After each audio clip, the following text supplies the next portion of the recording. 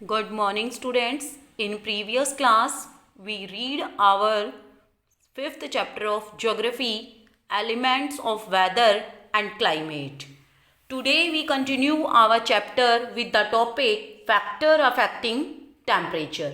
कि तापमान को कौन कौन से तत्व प्रभावित करते हैं. Latitude, temperature reduce as we move away from equator. कि टेम्परेचर कम होता जाता है जब हम इक्वेटर से दूर जाते हैं पोल्स की साइड, चाहे नॉर्थ में जाएं चाहे साउथ में जाएं. Altitude, temperature reduce with an increase in altitude.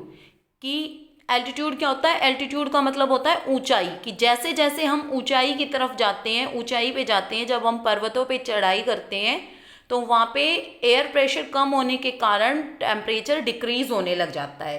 Third है distance from sea. Places near the sea enjoys moderate climate because water takes longer heat up and cool down as compared to land. कि distance from सी, समुद्र से दूरी, कि जो places समुद्र के पास होते हैं वो क्या करते हैं, पूरे साल इंजॉय करते हैं सुहावने मौसम का. जैसे कि मुंबई है, चेन्नई है, क्योंकि पानी देर से तो गर्म होता है, longer heat up and cool down as compared to land. और जैसे कि लैंड जितनी जल्दी गर्म होती है या ठंडी होती है उससे ज़्यादा समय लेता है गर्म होने में भी और ठंडा होने में भी. प्रीवेलिंग विंड्स, जो पवनें चलती हैं, winds also influence the temperature of a place as they help in heat transfer. कि प्रीवेलिंग विंड्स जो होती हैं, जो प्रवाहित पवनें होती हैं, वो क्या करती हैं, वो भी टेम्परेचर को बढ़ाती हैं किसी स्थान को या घटाती है, मतलब ट्रांसफ़र करती हैं हीट एक स्थान से दूसरे स्थान पे. ठीक है.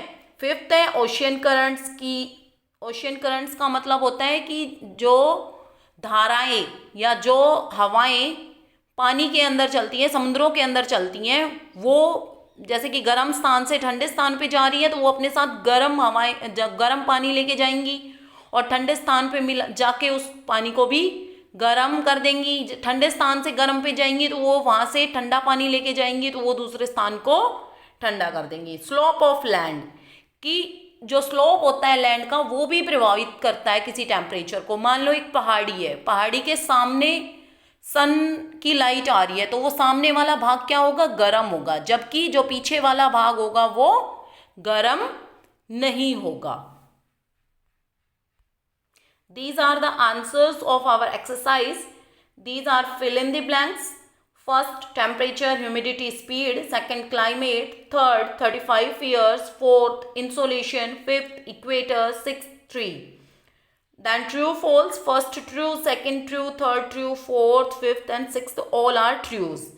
Now, there are our short question answer. First question is, what are ocean currents? कि ocean currents क्या होती हैं?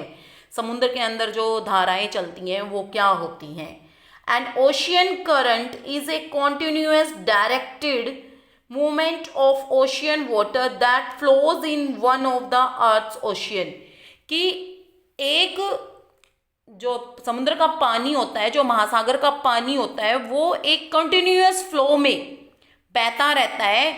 मान लो ए प्लेस से ये कोई अपना, ये नॉर्थ अमेरिका और ये साउथ अमेरिका, ठीक है, और ये इधर यूरोप और यहाँ Africa.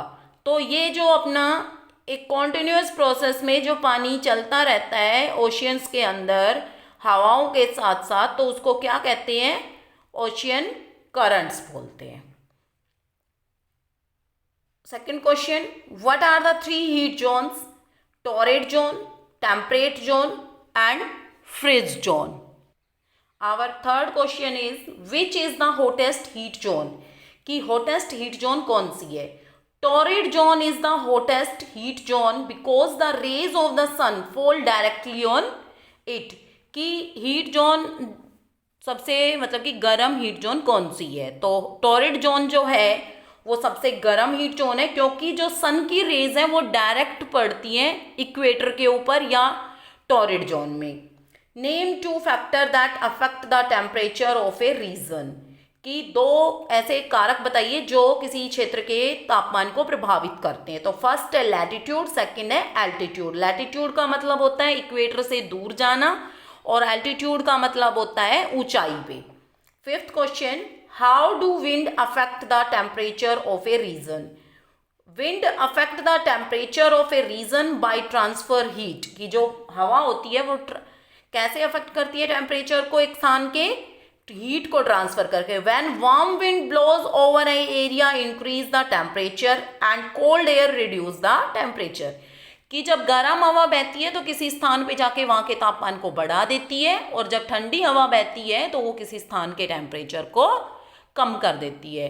I hope students you understand these questions and exercise very well. Do the question answer in your fair notebook. Thank you.